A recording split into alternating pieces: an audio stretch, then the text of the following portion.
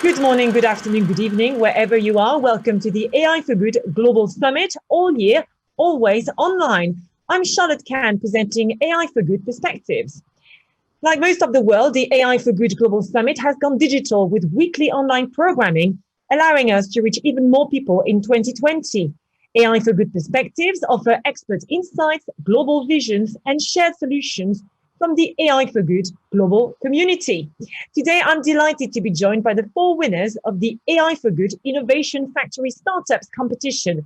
We have Michaela from Grey Parrot, Kareem from Howard Dawa, Marcus from Welthunger Hilfe, and we have Natalia from Sybiz to talk about their project. And we'll start with the winner, Grey Parrot. Hello, Michaela. Hi everyone. Great to be here. How are you feeling about it? Yeah, we were so excited and so happy. It was a great moment for the team. So thank you very much. So tell us about your project. So at Grey Parrot, we specifically tackle problems in waste management. We provide waste recognition software using AI and computer vision.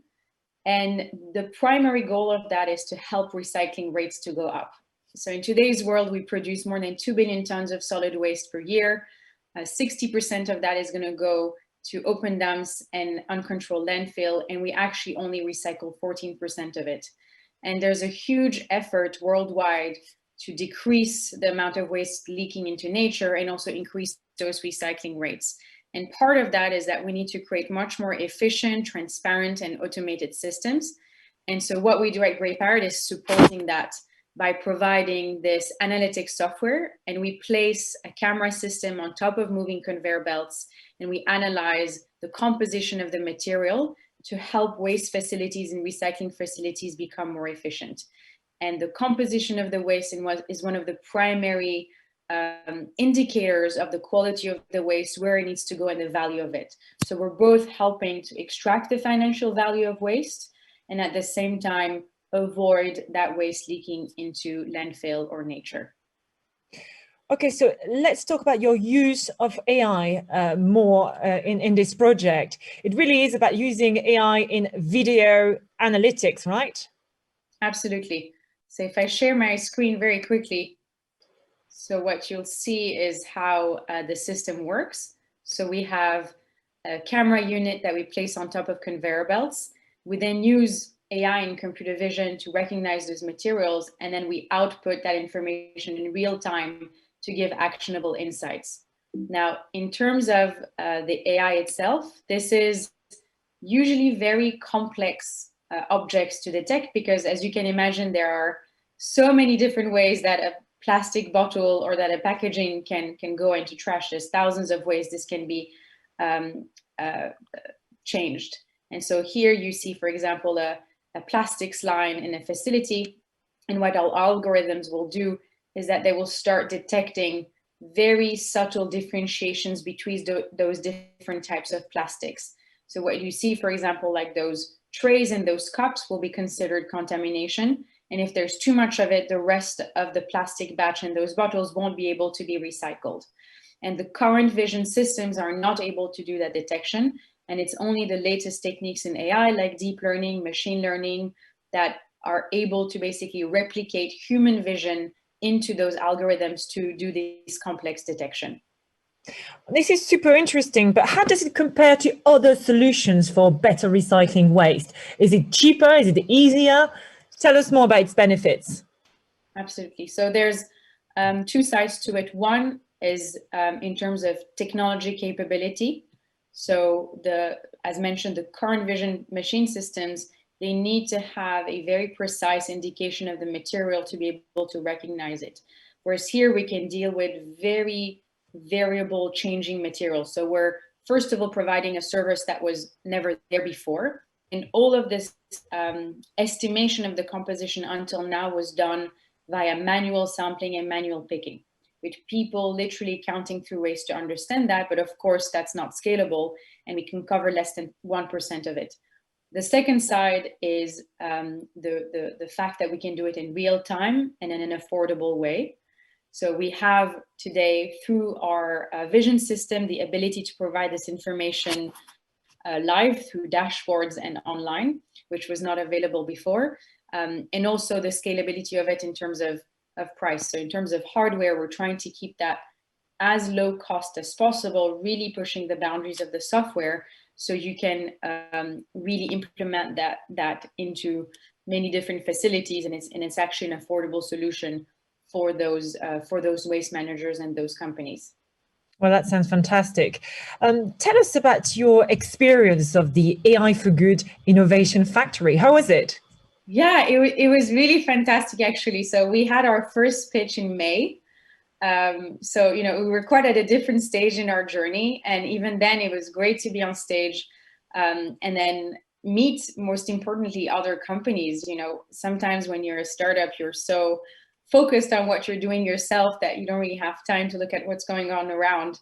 And it's really great to see all these companies doing fantastic work using AI for good and for positive purposes. And of course, the final experience at the final, getting all the questions from the judges, being challenged and winning was really a great win for the team. So overall, it was a fantastic experience.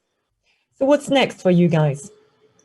So for us, it's really continuing to grow what we're doing. So we're expanding the team quite quickly right now. So really doubling down on the technology development, the product development, and our commercial rollouts. So we're now very present in Europe and certain parts of Asia, but what we hope is also to be able to scale to different countries and also to different areas of waste as well.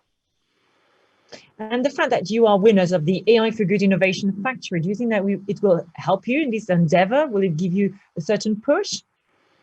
Of course. I mean, it already gave us a push when we won and taking part of those pitches with so many people attending.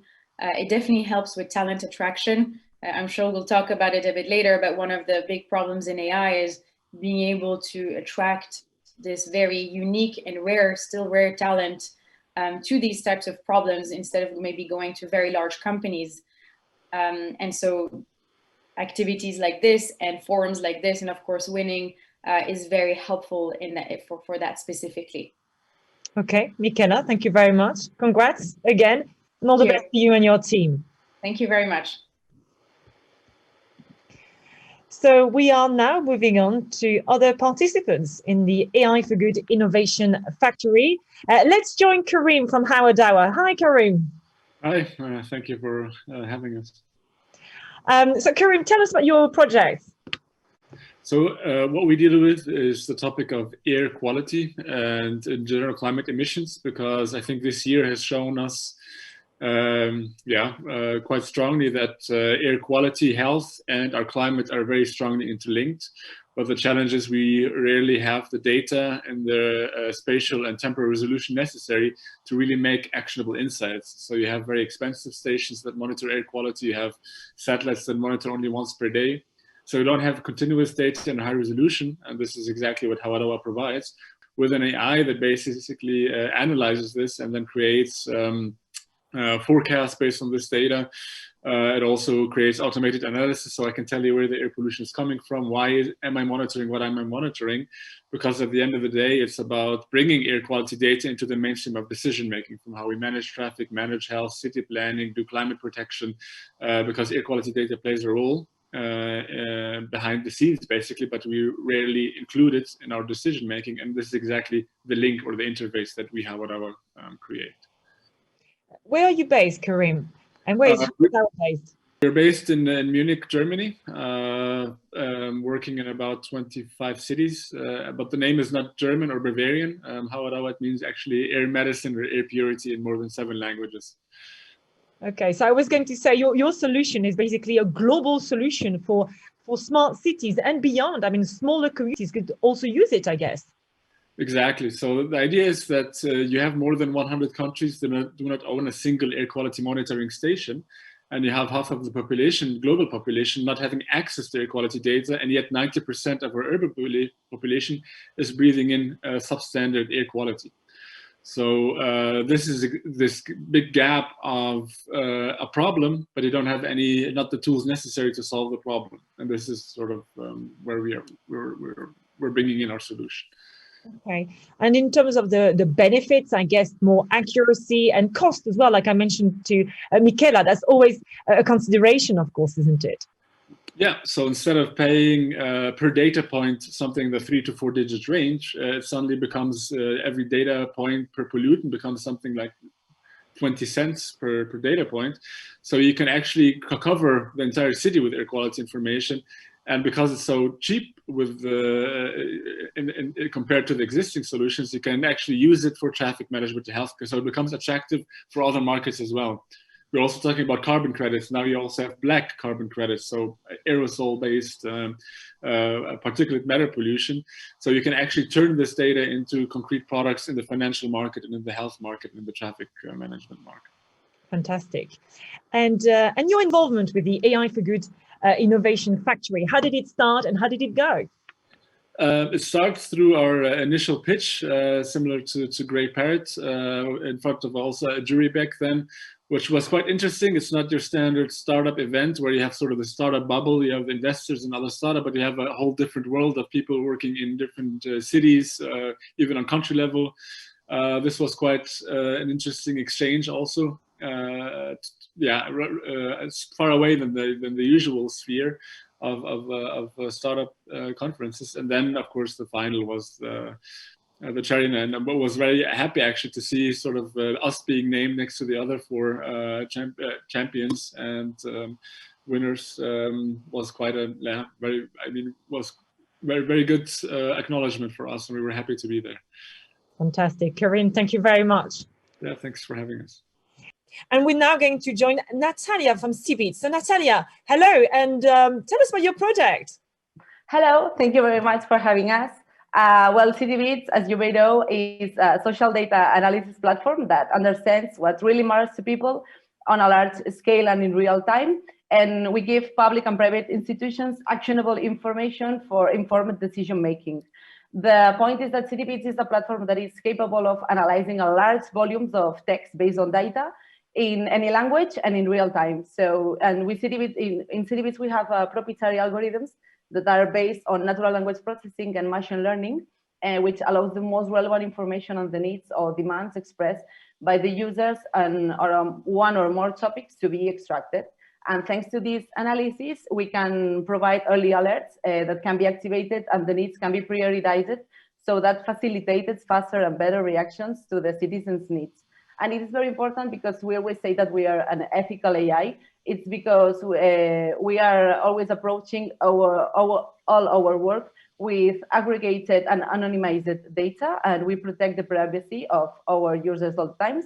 And also we try to calibrate the data bias and the representativeness of our data, and we only put our technology at the service of clients who want to use it for projects that will have a positive social impact and real. That's very interesting because, as we know, social media and AI is a touchy topic at times, isn't it?